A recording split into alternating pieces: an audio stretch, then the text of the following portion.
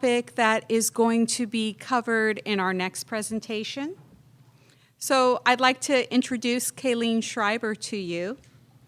She is an information designer and science communicator living in Cincinnati, Ohio, with her husband Jamie and her two kids, June and Jace. Kayleen completed her PhD in neuroscience in 2017. And she now creates infographics and visualizations on science topics. She loves making music with her family and directing church choirs.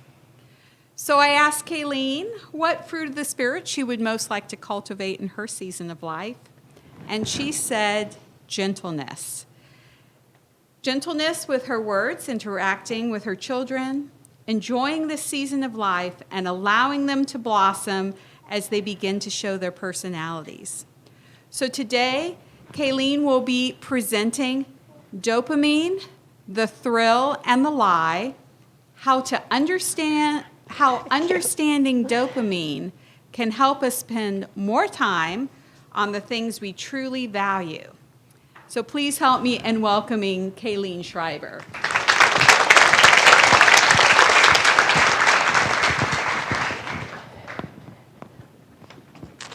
Thank you. Thanks so much for being here, and thanks, Lizzie, for asking me to do this talk. So last summer in June, my baby boy, Jace, was born. He came out large and ready to take on the world, and the midwife called him vigorous. So he was ready to go. He took to nursing really well, which is a huge blessing. But when I got home, I started to notice that when I would nurse, I would get these feelings of sadness, like a distinct feeling of kind of loneliness, sadness, this heaviness. And it didn't seem to match up with anything that was going on around me or like being triggered by things happening. It just happened when I was nursed. So I did some Googling, and I found dysphoric milk ejection reflex, which sounds crazy, but all it means is a fancy way of saying you feel sad when your milk lets down. Yes, that's a thing. Why? There hasn't been a lot of research done on it, but scientists think what might be happening is in your brain, in order for you get the milk to let down, a chemical called dopamine has to drop. So your brain has to kind of stop producing it as much very temporarily. So you get that little dip in dopamine, and then that allows the milk to come down. And for most people, it's imperceptible. You don't notice that it's happening. But in some lucky people, something goes wrong, and you can actually feel it. And so people get these negative emotions. Thankfully for me, it was pretty mild. And even just being aware that that's what was happening was really helpful for me. And so we were able to continue our breastfeeding journey. But we actually all have these fluctuations, these ups and downs in dopamine going on in our brains all the time throughout the day. And understanding this can actually give us some insight into the decisions that we make and how we spend our time and why it's so hard to step away or stop doing some of these distractions that get in the way of our glass balls, as we heard. So my goals today are to understand one role of dopamine that happens in the brain, and using this for us each to individually start making a strategy for how to spend more time on our glass balls, on the things that we truly value, and less time on these distractions. So dopamine is a chemical in the brain. There are lots of other chemicals swirling around and being released as well, but it goes between neurons and allows them to talk to each other. So some brain cells release dopamine and others receive it. You might have heard of dopamine being described as the pleasure molecule, but that's not exactly accurate. So in order to understand it a little better, first you need to know that in the brain, dopamine is being released at sort of a low constant level all the time. So we all have a baseline level of dopamine that sort of the brain is used to and it's happy with. And the brain, just like the body, always kind of wants to keep a balance of things. It doesn't want to go tip really far from one side to the other. So it's used to this level balance, whatever you have in your brain. And when you come across something in your environment that's desirable, some brain cells release a little bit of extra dopamine. So it's this little spike in dopamine. And it makes you feel like, ooh, excited. So like someone brings donuts to work and you're like, oh, okay. You have a little excited feeling. But it triggers you to do something. It's like, go get it. Okay, I want the donut. Don't mind if I do. But then, because the brain wants a balance, once you have that little spike, the little release of dopamine, then the brain tips a little bit down, so you get a little letdown, a depression. So the donuts come out, you take one, yay, and then you get a little bit of letdown after. And it kind of makes you feel like, well, maybe I should get another donut, because I had that little good feeling, now I'm feeling a little down, so it triggers you to want more. And so a better description of dopamine is the more molecule or the motivation molecule. It's like, go get that thing. You want it. It's a want. And yeah, so if you have something pleasurable, you get a little spike, and then it tips to the other side. And it says like pleasure and pain, but the pain can be almost imperceptible. So sometimes that's like if you realize after a few minutes that you've eaten the whole bag of chips. You didn't really notice the ups and downs, but what you're seeing is a sort of trigger of, I want that, eat it, and then you kind of feel a little bit of a something there, and you reach in for the next chip. And then over time, you're like, whoa, how did I just eat that whole bag of chips? So sometimes it can be not something that you're consciously aware of, but I think if we learn about this, you can become more aware of it. You can say like, whoa, brain, I know what you're saying, but I don't need the whole bag of chips.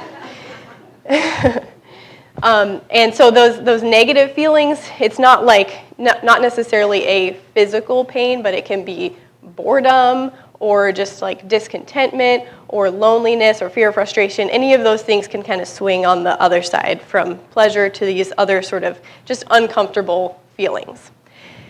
The sensation of wanting is not a choice that you make, it's a reaction to things that you encounter. So that's what I'm saying. If you see something, like someone brings donuts to work, or you see a notification on your social media app or like a text message, it's sort of an automatic feeling to say, oh, I gotta check that, or I want that. That part we don't have as much control over. What we have control over is how we respond to it. So the kind of bump of dopamine is going to happen no matter what, but we can make decisions of how we sort of separate ourselves, and we don't allow ourselves to just immediately grab the thing. So we can put separation between the wanting and then the decisions or the actions that we make afterwards, even though dopamine is always going to be saying, more, I want that, go get it. And it's a good thing, dopamine is a good thing in humans because it's what gives us the energy and motivation to go get things in our lives. So it's not always bad things. It's sort of like, I want to own a house someday, or I want to have this certain career, and it's giving you the energy to go and get it. So that's great. But the problem is, the lie in it is that dopamine doesn't give you the satisfaction or the happiness at the end. It is only the motivation. And it's never satisfied. So we have so many opportunities to get these dopamine spikes in today's culture. I think we're in our environment, we're most rich that people have ever been in dopamine, because we have literally in the palm of our hand, TV, and it's also socially acceptable to have your phone with you at all times. There's no like shame involved in constantly checking your phone. So we are pushing on that pleasure side of dopamine and activating that circuit constantly. And I think I really liked the key that we have, because I think we can make the choice to say we have bigger priorities, and our culture that we live in is going to say it's okay, just activate the dopamine circuit. It's going to sort of make you feel better in the short term, but we're looking so much more long term. And so that means that we have to stop triggering this dopamine circuit all the time and flip to something else. the eyes of man are never satisfied, Proverbs 27:20. So I like this because it kind of is describing the dopamine circuit. If you are searching for these quick thrills, and we know this, but I think it's interesting from a brain standpoint to say, there is this circuit that is never satisfied, and if you keep trying this over and over, it's not going to get you to the place that you want.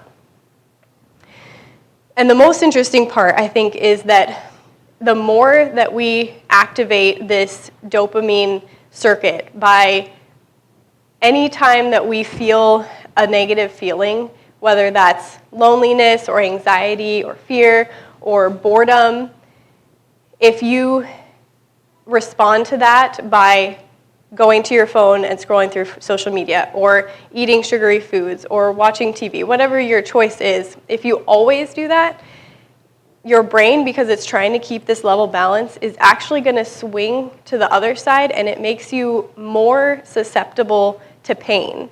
So you are, on the long term, more uncomfortable, more in pain physically and emotionally, because your brain is trying to maintain this balance, and you're always pushing on the pleasure side. So we have other chemicals in the brain. I'm sure you've heard of endorphins. Oxytocin is like a bonding chemical, endocannabinoids. These things, serotonin, these are the things that produce true joy and satisfaction feelings, but they get suppressed if you're constantly going on this dopamine ride. So you don't allow yourself to get to the other side, the satisfied side, if you're pushing on these sort of distraction pleasure side. And so it can even mean that, so if I feel I'm bored, I take out my phone, I scroll, that means over time, if you're constantly doing that, you are less able to enjoy or feel happiness from more kind of natural joys like a conversation with a friend or a good meal or a walk outside in nature, because all those other chemicals are so suppressed. So you're only getting the thrills of dopamine from whatever your favorite distraction is, and you start feeling less and less pleasure from those other more healthy things. So what does this mean for our lives? Because I don't want it to be a negative thing. I just want understanding, and then now we can have some practical steps for how to deal with it. So if pushing on the pleasure side means that we're actually swinging, our brain is kind of allowing us to feel more pain, then that means we can shift the balance to the other side, which means if you allow yourself to feel some uncomfortable feelings, whether that's hunger, and God already does this for us. He tells us to fast, right? Or if you allow yourself to be bored sometimes, there's a lot of positive effects of boredom. Or if you sit with your feelings, like Rebecca was talking about yesterday, and you try to understand them a little bit better and label them and say, why am I feeling this way, instead of trying to escape them, your brain will compensate by producing more of these good, actual pleasure feeling, satisfied chemicals like endorphins and oxytocin. So over time, if you allow yourself to feel a little bit bad in the short term, your brain is going to bounce back and say, oh, that was not fun. I'm going to help myself feel a little bit better and produce more of those good chemicals, and not always going on the dopamine ups and down roller coaster. My sisters, consider it nothing but joy when you fall into all sorts of trials, because you know that the testing of your faith produces endurance. So I think it's really cool. God, even in our brains, designed us to be able to go through trials and have a benefit from them. And this is where I think our society today is mostly pursuing happiness and pleasure and saying that you should avoid or escape or treat or medicate any pain that you might feel so that you always want to feel pleasure. But we know that our goal is not pleasure, and it's not even happiness in this life. Our goal is to be part of God's family. And we know people have already talked about it this weekend, that part of that is going through hard things. But the cool thing to know is that God knew that, and He designed our brains that as humans, we are supposed to feel negative emotions sometimes and go through hard things, and that brings us to a healthier brain state, and our brains will produce chemicals to try to counteract some of those difficult feelings and emotions. So now we're going to try to start to make a little bit of a strategy for how we can implement some specific things to get us away from this dopamine circuit activation constantly. But I want to say it will look different for each person because each of us have different tendencies. One person can go on Facebook for 30 minutes in the evening to check up on people that they don't see otherwise, and it's great, and they shut it down, and it's fine. And someone else can open Facebook, and they're there for 4 hours, and it's not healthy. So a lot of these distractions are personal, and I think I want you to think about your ideal day and how you want to spend your time, and then make your strategy based on that. So it's not that all of these things are inherently bad. We can use technology and even social media in healthy ways, but it's more about thinking, how much time do I want to spend on this? Am I spending more time on something and I wish I spent less time on it? Or am I doing something that I wish that I just want to cut out of my life because it's not helpful at all? Think about those things, and then you can tailor your strategy based on that. And again, we can't use it as a judgment on other people because people can handle these types of distractions in different ways. Especially, I thought when I was presenting this, we definitely don't want to use this as a weapon against our husbands when we go home. You're activating your dopamine circuit. What are you doing? Cut that out. Each of us have to decide for ourselves, what do I want each day to look like? Is there something that's throwing that off? Is there something that is a rubber ball category that's kind of getting in the way of my glass balls? And then I'm going to try to give you some strategies for how to adjust that. So if you want to think about, I think Jan already kind of had you start writing down some of these categories, but another way of thinking about it is, what is your ideal morning routine, for example, or evening routine? And you could write down a few steps of that, and then write down what actually happens each morning and compare those two. Especially, for me, and I think a lot of us, if our ideal morning routine would not include wake up, check my phone, but that is a lot of times what we do. And it's actually really difficult, unless you make other changes, to stop doing that. So that's what I'm going to help you with. I have a few strategies. They're going to start more concrete and then get a little bit more abstract.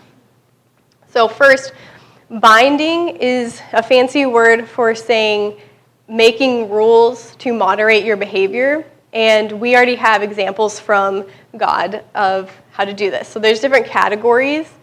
Chronological, anything related to time. That, for example, is the Sabbath. So we already have a self-binding chronological category. That's the Sabbath. We decide that we're going to not do certain things for that 24-hour period and do other things. But you could use that same idea and say, I'm going to do electronics Sabbath. Or other time, I'm only going to use social media for an hour or watch TV for an hour in the evening or something like that. That would be one idea. So just start thinking about how you can apply some of these ideas to whatever behavior you want to modify in your life. Categorical, we have that too. Clean and unclean meats. These foods are okay to eat. These foods are never okay to eat. And you can do that with your own behaviors as well. One idea is no TikTok, I'm going to delete that, but I'm going to keep LinkedIn because it's productive for work or something like that. You can make categories of, this is okay for me, this is healthy, or this is not interfering in my life. These things are not okay and I have to cut them out. Physical binding, I think, is the most effective, especially if you have something that you're really struggling with stopping or moderating. And that means actually taking that thing, not allowing yourself to have contact with it. And it can be temporary too. So deleting social media apps from your phone, for example. Or you could decide to put your phone in a different room so that you don't have it during bedtime and when you wake up, things like that. And then one that I found that I just implemented that I think is super cool, Newsfeed Eradicator. It is an extension for your browser, for Chrome or other browsers, and you can choose which sites you turn on. But what it does is you can go to Facebook, you can check your events, because sometimes it's hard to delete Facebook because you want to connect with people. You can check your notifications, you can search, but the news feed is gone. It's just deleted. So you don't scroll. All you do is check your stuff and you're done. It's amazing. Okay. Clearly can see what my tendencies are. So there's a lot of other resources or ideas like this, and I'll share some resources at the end. These are ideas for how you can moderate your behavior to make your day a little bit more like what you're looking for. The next suggestion, I read some books and resources preparing for this talk, and I thought it was really cool because they were not religious or Christian books or resources, but they all said honesty is really important for moderating behaviors, especially like these. One reason, there's some new research suggesting that Rebecca talked about the frontal lobes yesterday. And she said that area is important for decision making and for controlling behavior and saying kind of the brakes that you have, like you feel the dopamine says, oh, get that, and then your frontal lobes are like, whoa, you don't need that, another donut.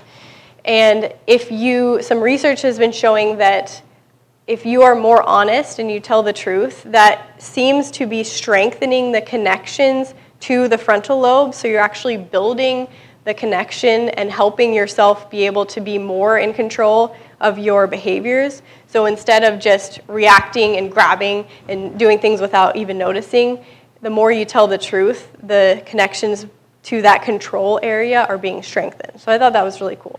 But it also is just helpful because it's so easy, especially for these types of behaviors where society doesn't say that it's not okay, and it's not a clear sin, but you still want to moderate your behavior.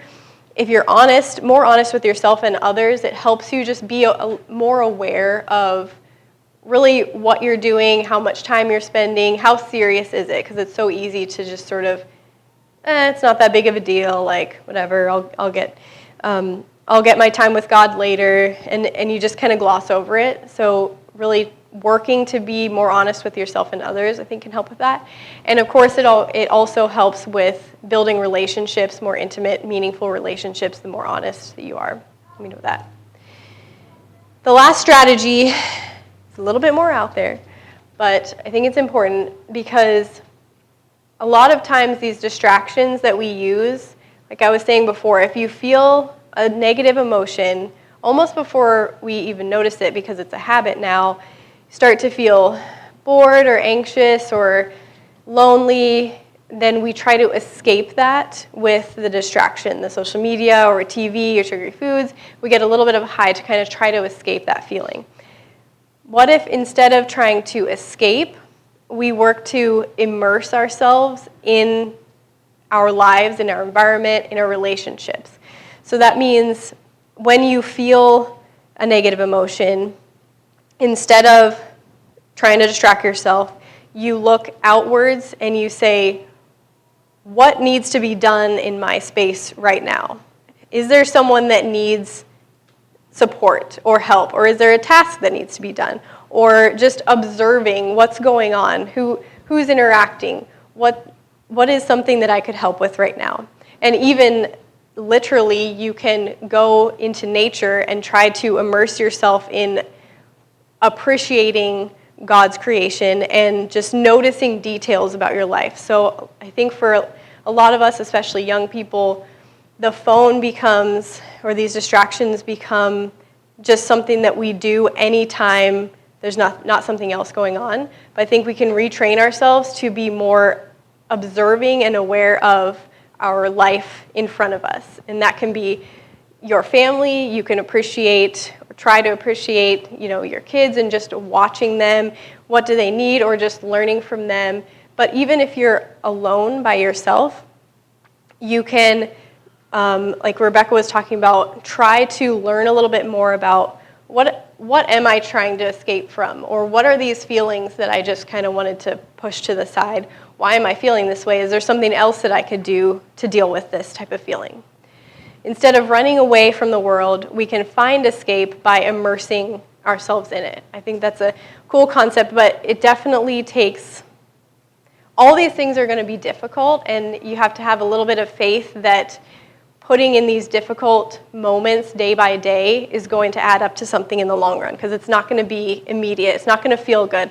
Especially some of the research shows that if you have some behavior that's you really feel like you can't control, or it's really you feel like you're way off balance, you have to abstain from that for 30 days to allow your brain to reset. And they said the first 2 weeks are horrible. It's going to be really, really, really hard. Then after 2 weeks, then your brain starts to be like, oh, okay, I have to actually produce these good chemicals again, and it starts getting back online, and then you start feeling a little bit better. But we all have faith. We know that's important, and we know what our long-term goal is. So I think we can get through some of those tough times keeping that in mind. And I just wanted to say a little thing on kids and teens, because we talked about the frontal lobes. That's the last part of the brain to develop, and it continues to develop into the early 20s.